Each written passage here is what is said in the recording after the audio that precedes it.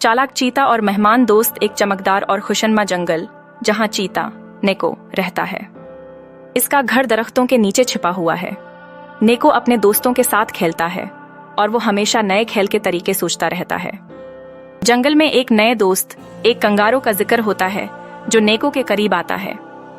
Kangaroo नेको को challenge करता है कि वो उसे जंगल के मुख्तलिफ रास्ते दिखाए। नेको सोचता है कि किस रास्ते का इंतखाब करे। वो चाहता है कि कंगारू खुश हो, मगर उसके पास एक चालाकी भी है।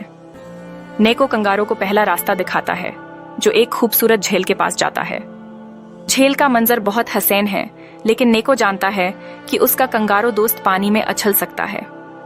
फिर नेको एक और रास्ता दिखाता है जो एक ऊंची चट्टान की तरफ जाता है।